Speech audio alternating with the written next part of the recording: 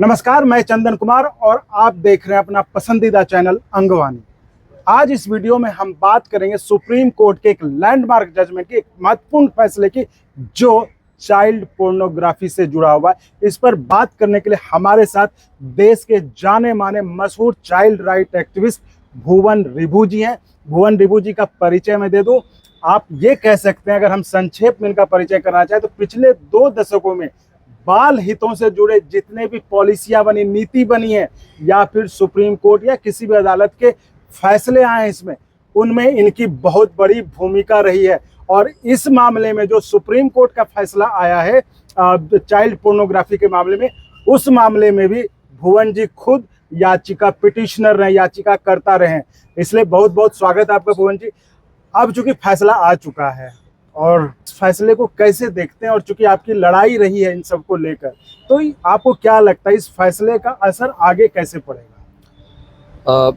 ये भारत के supreme court का अभूतपूर्व फैसला पूरी दुनिया में बच्चों की सुरक्षा के लिए एक नई नज़ीर का काम करेगा। जी।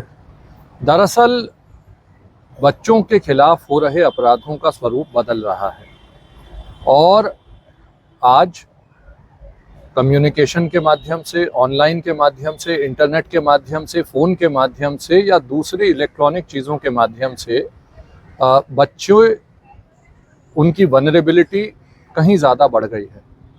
पहले गांव देहात में ट्रैफिकिंग होती थी, सेक्सुअल अब्यूज़ कहीं बाहर हो रहा था तो लोगों को लगता था कि हम सुरक्षित हैं।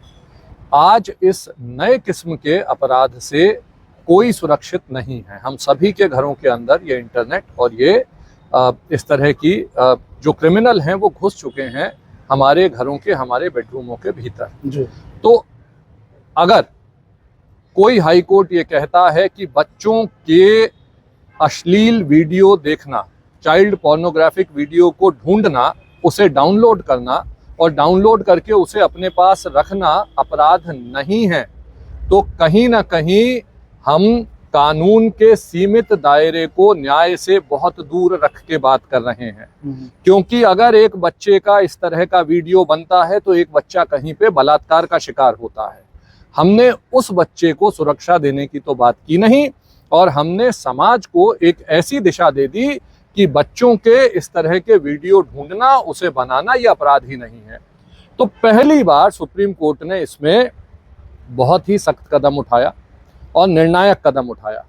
निर्णायक भूमिका निभाते हुए उन्होंने कहा कि न केवल उस आदमी की जिम्मेदारी है जो कि इस तरह का वीडियो रखता है कि वो पुलिस को रिपोर्ट करे, बल्कि उन इंटरमीडियरीज की, उन सोशल मीडिया कंपनीज की भी जिम्मेदारी है जिनके चैनलों से इस तरह के चाइल्ड सेक्सुअल अब्यूज के वीडियो घूमते हैं। और उन्होंने कहा कि पोर्नोग्राफी को अलग कीजिए, पोर्नोग्राफी की छोटी सी संज्ञा होती है। ऐसा कोई भी सामान, ऐसी कोई भी वीडियो, ऐसा कोई भी फोटोग्राफ, ऐसा कोई भी ऑडियो क्लिप जो कि बच्चों को गलत तरीके से शोषण की तरफ लेके जाए, sexual child sexual exploitative and abusive material, CCM की संज्ञा दी उन्होंने कि अब ये चाइल्ड पोर्नोग्राफी न कहा जाए, क्योंकि पोर्नोग्राफी ऐसा लगता है कि बड़ों से संबंधित है। उन्होंने कहा इस तरह के तमाम वीडियोस सीसीएम हैं, child sexually exploitative and abusive material हैं। तो दूसरी ये बात हुई। तीसरी उन्होंने कहा कि स्कूलों में सेक्सुअल एजुकेशन की शिक्षा दिया जाना बहुत ज़रूरी है। बच्चों की सुरक्षा बच्चों से ही शुरू होगी। तो ये एक बहुत ही अभूतपूर्व फैसला है और इस तरह का कोई फैसला अभी दुनिया में नहीं है जो इतने बड़े स्तर पे बच्चों को सुरक्षित रख सके। भारत इस तरह के सीसीएम का सबसे बड़ा उत्पादक भी है और सबसे बड़ा कंज्यूमर भी। पिछले साल एक अमेरिकी रिपोर्ट के मुताबिक लगभग 50 लाख इस तरह के लोग आइडेंटिफाई हुए थे और जिनका data ministry of home affairs को दिया गया था, जो इस तरह की अश्लील सामग्री को बच्चों को ढूंढ रहे हैं और इधर उधर बांट रहे हैं। जी।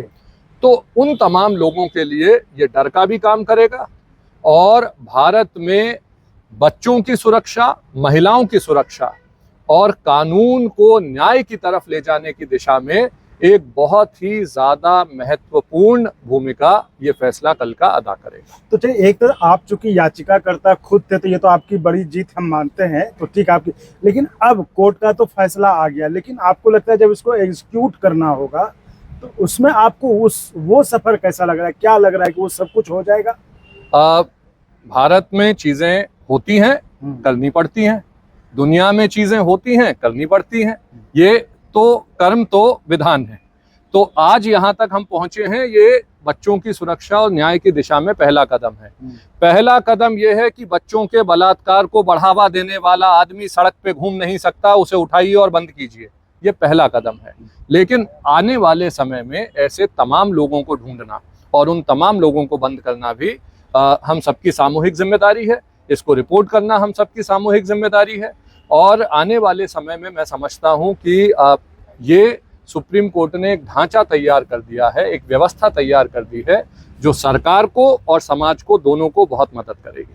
हम लोग स्वयं हर राज्य में इस नज़ीर को लेके जाएंगे, लोगों की ट्रेनिंग करेंगे, पुलिस वालों की ट्रेनिंग करेंगे, स्कूलों के लिए ये बनाएंगे जो करिकुलम होता है कि बच्चों को क्या पढ़ाया जाए। और हम सुनिश्चित करेंगे कि देश के गांव-गांव में प्रत्येक ग्राम सभा में लोगों को ये पता हो कि इस तरह का सीसीम ढूंढने वाला आदमी भी जेल जा सकता है। आप अपने बंद कमरे में हैं, इसका अर्थ ये नहीं है कि किसी की आप पर नजर नहीं है। यदि आप बच्चों को ढूंढ सकते हैं तो सरकार, पुलिस और कानून भी आपको लगातार ढूंढ रहा है और आप पे नजर बनाए हुए है। तो ये थी हमारी खास बातचीत भुवन डिबू जी से, जिनका परिचय मैंने आपका, जो कि कल सुप्रीम कोर्ट के फैसले, जो सुप्रीम कोर्ट का चाइल्ड पोर्नोग्राफी पर जो फैसला आया उसमें खुद एक याचिकाकर्ता भी थे। तो जाहिर है उनका उत्साहित होना स्वाभाविक है इस फैसले पर, जिन पर कि उन्होंने खुद उसको लैंडमार्क जजमेंट भी बताया। अब उन्होंने उस पर भी कहा कि अब आगे का जो रास्ता है उसके लिए वो हर स्टेट में जाएंगे, वहाँ पे लोगों को मोटिवेट करेंगे, ट्रेन करेंगे इन खतरों से, जो बड़ा खतरा है इससे निपटने के लिए। तो बहुत बहुत धन्यवाद सर। मैं केवल थोड़ा सा ये क्लैरिफाई करना चाहता हूं कि इसमें याचिकाकर्ता just rights for children alliance है, जिसमें 120 से ज्यादा एनजीओ पार्टनर्स ने याचिका की थी और आज 175 से ज्यादा एनजीओज हैं जो इसको लेके जा रहे हैं। मेरा तो सिर्फ उनको साथ लाने की मेरी भूमिका थी। आप तो थे ना? मैं तो अब उनको साथ लाया था, बस इतनी सी बात। अभी आप तो ये उन लोगों के लिए है, ये जो है सारे एनजीओ को जीत की बधाई है। जीत सारे लोगों की है जी, बहुत धन्यवाद। बहुत बहुत धन्यवाद। तो साथियों, इसी तरह आप चैनल को लाइक, शेयर, सब्सक्राइब करते हैं और संभव हो तो ज्वाइन भी करें, जिससे हमें और गुणवत्तापूर्ण कंटेंट के निर्माण में मदद मिले। धन्यवाद। और अगर आपको अच्छा लगा तो एक बार और आपको मैं कहना चाहूँगा कि आप इसको प्लीज सब्सक्राइब और शेयर करते रहें, ताकि हमारा भी मनोबल और सपोर्ट बना रहे।